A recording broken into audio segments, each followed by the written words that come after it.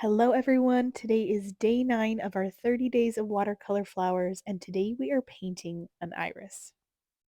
Irises seem really complicated, but I promise if you break down the shapes, it's not that bad. So, we're going to start with a heart shape that doesn't have a finished bottom point.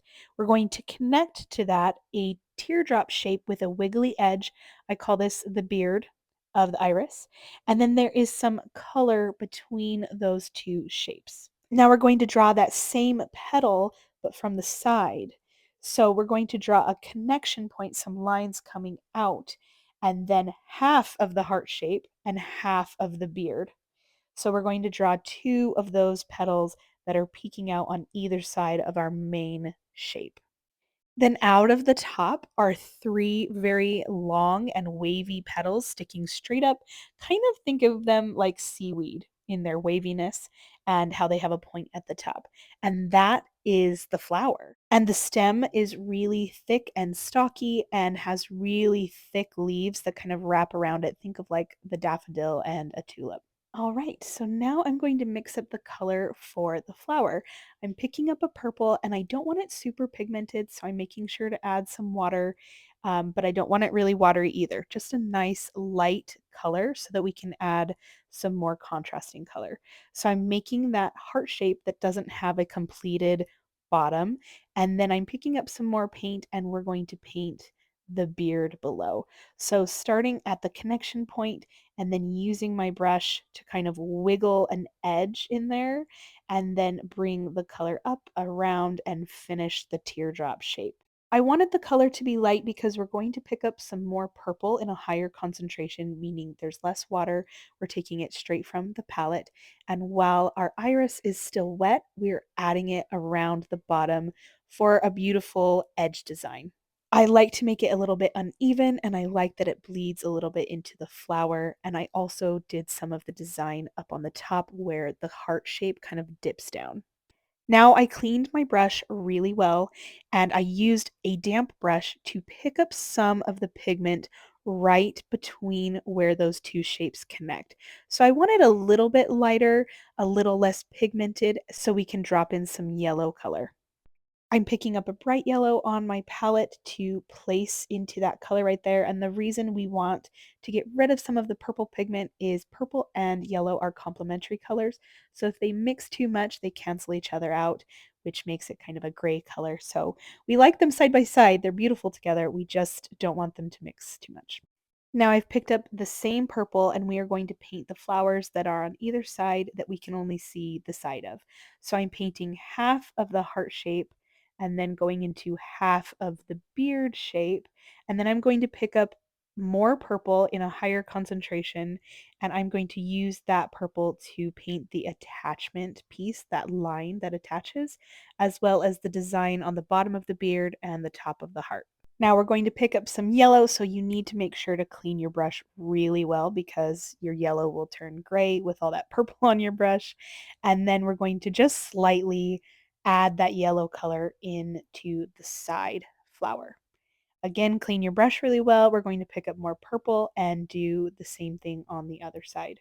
So try to make it as even as you can and paint half the heart and half the beard.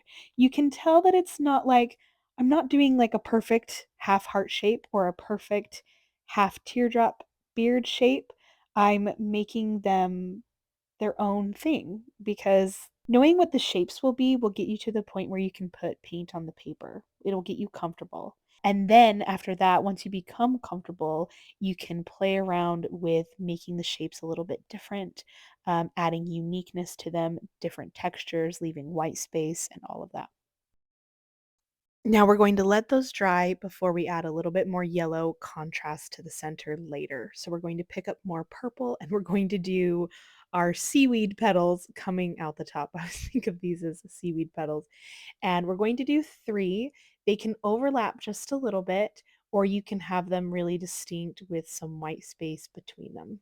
They're noticeably darker, which I like because it makes them stand out from the other petals that go around the flower. But we're also going to pick up more pigment and add that while it's still wet for a nice little bleed at the tip of the petals. And you can see with that color still on my brush, I'm just going in and adding a little bit darker pigment to the areas that have already dried on those 3 center petals.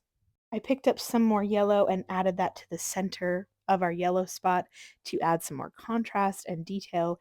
Then I rinsed my brush and I used the damp brush to drag some color down into the beard shape, just to give a little bit more detail and interest and make the color look a little bit more dispersed. So I have some sap green. I started to place the center stem, and then I decided I needed a little bit more water and more yellow ochre to place some of the greenery around it. So that's something that you can do to add a little bit more dimension, is pick up another color and just add it straight to your subject that you're painting. It'll blend together really nicely. I'm bringing the stem down. It's really thick, remember? And then as I'm painting the leaves, I'm using the tip of my brush to start at the base of the stem, pushing on the body of my brush, and then ending with the tip of my brush for the point of the leaf, and then bringing it back down to connect. And then I did it a little bit differently on the left side, but it's still the same kind of idea where you're using the very tip of your brush and light pressure at both ends of the leaf, and then the body of the brush in the center of the leaf. And then I picked up some more sap green to add contrasting areas of shadow for interest. And with that, our iris is finished. So now we get to add it to the day 9 spot on our watercolor flower guide.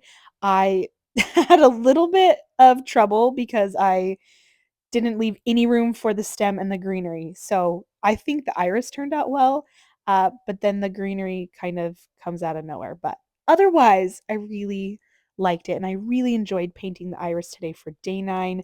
I will see you all tomorrow for day 10. Bye.